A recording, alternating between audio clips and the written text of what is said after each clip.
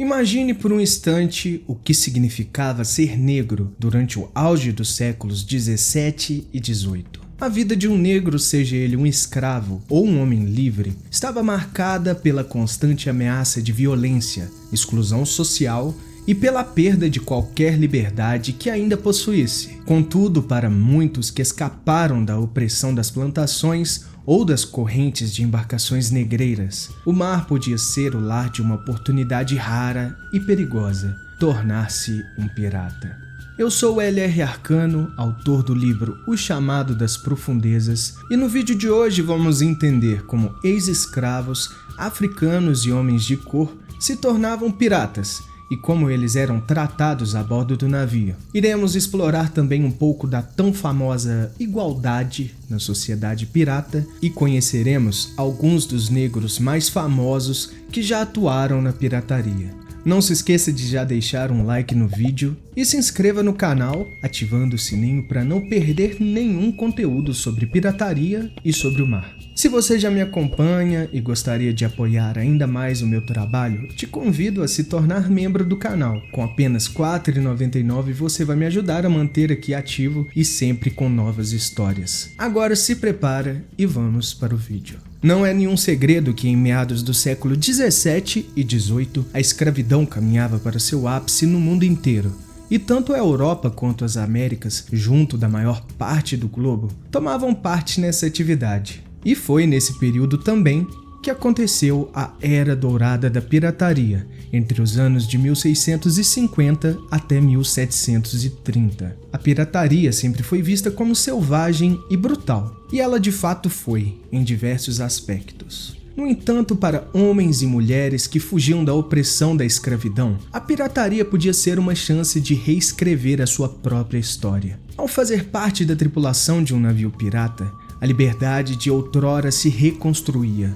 O código de conduta dos piratas podia oferecê-los algo que era inédito até então: a igualdade. Independente de cor ou de ter sido ou não um escravo no passado, como parte da equipe eles eram tratados como iguais, recebendo o mesmo tratamento devido a marinheiros brancos de todas as formas possíveis: saques, alimentações, respeito, direito a voto em questões burocráticas no navio, entre outras coisas. No vasto oceano, até o direito de comandar, de conquistar e até ser promovido não dependia da cor da pele, mas sim do esforço, da coragem e da astúcia. Um pirata negro podia ser completamente capaz de ascender na hierarquia da tripulação e ocupar uma posição de poder, mesmo que os portos e a sociedade em terra firme o rejeitassem. Mas, por mais que a vida no navio oferecesse uma liberdade relativa a alguns, ela não era a utopia que muitos imaginavam. Embora a pirataria fosse de fato um refúgio para muitos negros e mulatos, a prática não fazia com que todos os piratas fossem inimigos da escravidão. Pelo contrário, alguns piratas, ao tomarem controle de navios capturados, podiam praticar a venda de escravos com a mesma crueldade que seus adversários, os vendendo como mercadoria para obter lucro. Alguns podiam até tomar escravos para si, tornando-os seus para usar como quisessem. E isso jogava em terra aquela concepção de que todos os piratas eram libertários e anti-escravagistas. Agora vamos falar sobre alguns dos piratas mais famosos que já cruzaram os mares, começando com o mais notório deles: Diego el Mulato. Diego Martin, também conhecido por diversos sobrenomes e apelidos, como Grilo, Lúcifer e El Mulato, foi um famoso corsário do século 17 que atuou no Caribe e também no Golfo do México. A história mais aceita a respeito dessa figura diz que ele teria nascido em Havana por volta de 1610, filho de um aristocrata espanhol e uma mulher africana. Ele enfrentou muita discriminação desde jovem, mesmo tendo sido aceito como filho legítimo, o que levou a buscar vingança contra os espanhóis e se aliar aos holandeses, inimigos da nação da Espanha. Em 1633, ele já era capitão do seu próprio navio. Destacou-se por sua liderança tática em ataques ousados, como o de Campeche, no México. Foi nessa época que ele ganhou a alcunha de Lúcifer, e apesar desse apelido, ironicamente ele era conhecido pela sua misericórdia com os inimigos. O seu destino permanece incerto. Algumas versões sugerem que ele obteve um perdão real ao retornar para Havana, enquanto outras histórias afirmam que ele viveu como pirata em Tortuga até ser capturado e morto pelos espanhóis em 1673, possivelmente encerrando uma carreira impressionante de 40 anos nos mares. Agora vamos falar sobre Nicolas de Concepción.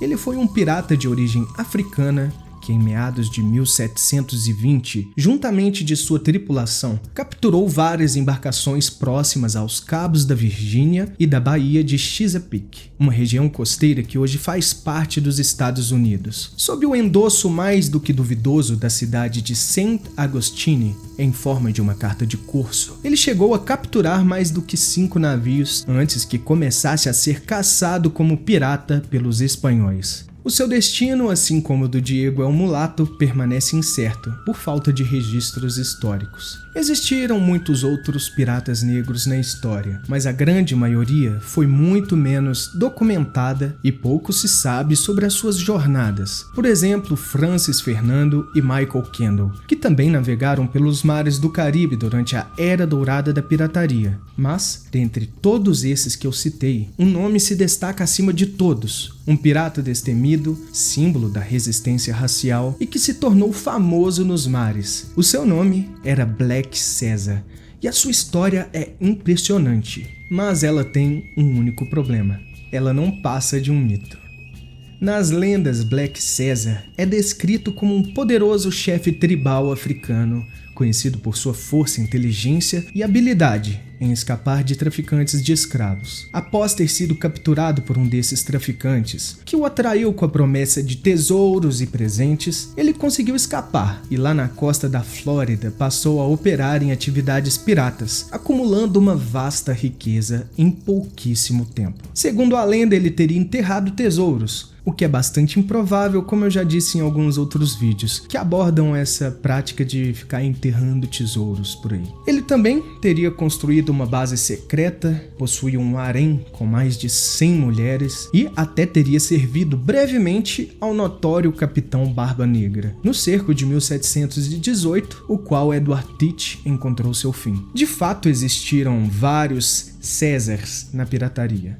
Mas, quanto à lenda do Black Caesar, o mais certo é que seja apenas uma romantização. E não existem evidências históricas de que ele de fato tenha tomado parte em todas as atividades que foram atribuídas a ele. Embora os mitos sobre a sua vida tenham gerado histórias fascinantes, a falta de provas concretas faz com que a sua figura seja mais uma representação simbólica de liberdade e resistência à escravidão. Em resumo, os negros desempenharam, sim, um papel ativo e significante na força pirata durante a Era Dourada da pirataria, representando, segundo alguns estudos, cerca de 1/3 de todos os piratas do Caribe. Integrar uma tripulação pirata oferecia liberdade e igualdade raramente encontradas em terra, especialmente para aqueles que haviam fugido da opressão da escravidão. No entanto, é importante lembrar que essa liberdade tinha seus limites. Os piratas, apesar de desafiadores das convenções sociais da época, não formavam uma sociedade totalmente libertária. E muitas vezes, quando lhes era conveniente, também contribuíam para o comércio de escravos, evidenciando a hipocrisia e a contradição inerente a esse mundo à margem da lei.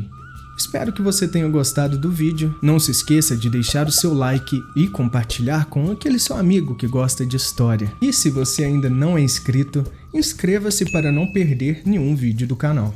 Eu sou L.R. Arcano e eu fico por aqui. Um grande abraço e te vejo no próximo vídeo. Até mais.